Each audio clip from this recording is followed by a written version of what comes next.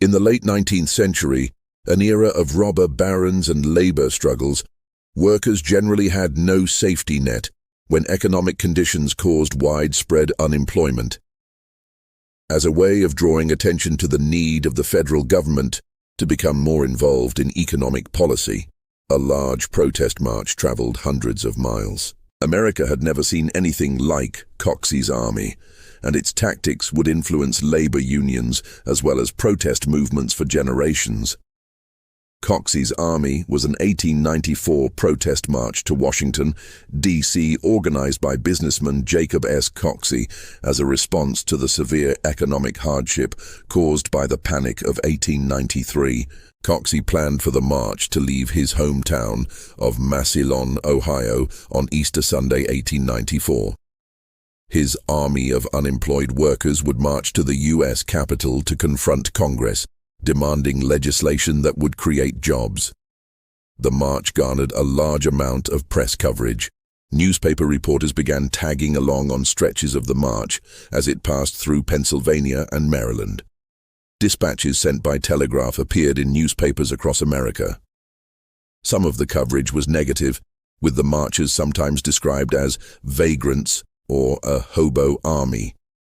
Yet newspaper mentions of hundreds or even thousands of local residents welcoming marchers as they camped near their towns indicated widespread public support for the protest. And many readers across America took an interest in the spectacle. The amount of publicity generated by Coxey and his hundreds of followers showed that innovative protest movements could influence public opinion. About 400 men who finished the march reached Washington after walking for 5 weeks. About 10,000 spectators and supporters watched them march to the Capitol building on May 1, 1894. When the police blocked the march, Coxey and others climbed a fence and were arrested for trespassing on the Capitol lawn. Coxey's army did not achieve any of the legislative goals Coxey had advocated. The U.S. Congress in the 1890s was not receptive to Coxey's vision of government intervention in the economy and the creation of a social safety net. Yet the outpouring of support for the unemployed created a lasting impact on public opinion, and future protest movements would take inspiration from Coxey's example. In a sense, Coxey would gain some satisfaction years later. In the early decades of the 20th century, some of his economic ideas began to be widely accepted. The organizer of Coxey's army, Jacob S. Coxey, was an unlikely revolutionary. Born in Pennsylvania on April 16, 1854, he worked in the iron business in his youth, starting his own company when he was 24. He moved to Massillon, Ohio in 1881 and started a quarry business which was so successful that he could finance a second career in politics. Coxey had joined the Greenback Party, an upstart American political party advocating economic reforms. Coxey frequently advocated public works projects that would hire unemployed workers, an eccentric idea in the late 1800s that later became accepted economic policy in Franklin Roosevelt's New Deal. When the Panic of 1893 devastated the American economy, vast numbers of Americans were put out of work. Coxey's own business was affected in the downturn, and he was forced to lay off 40 of his own workers. Though affluent himself, Coxey became determined to make a statement about the plight of the unemployed. With his skill for creating publicity, Coxey was able to attract attention from the newspapers. The country, for a time, was fascinated by Coxey's novel idea of a march of the unemployed to Washington.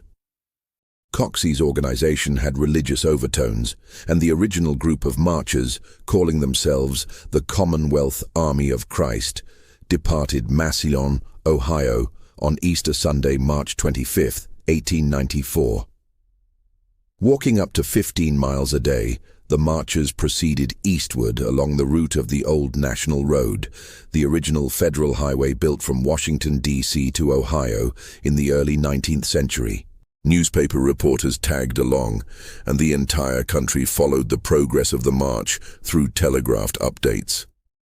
Coxey had hoped that thousands of unemployed workers would join the procession and go all the way to Washington. But that didn't happen. However, local marchers would typically join for a day or two to express solidarity. All along the way, the marchers would camp out and local people would flock to visit, often bringing food and cash donations. Some local authorities sounded the alarm that a hobo army was descending on their towns, but for the most part, the march was peaceful. A second group of about 2,500 marchers, known as Kelly's Army for its leader, Charles Kelly, had left San Francisco in March 1894 and headed eastward. A small portion of the group reached Washington, D.C. in July 1894. During the summer of 1894, the press attention given to Coxey and his followers waned, and Coxey's army never became a permanent movement. However, in 1914, 20 years after the original event, another march was held, and that time Coxey was allowed to address the crowd on the steps of the U.S. Capitol. In 1944, on the 50th anniversary of Coxey's army, Coxey, at the age of 90, again addressed a crowd on the grounds of the Capitol. He died in Massillon, Ohio in 1951, at the age of 97. Coxey's army may not have produced tangible results in 1894, but it was the precursor for large protest marches of the 20th century.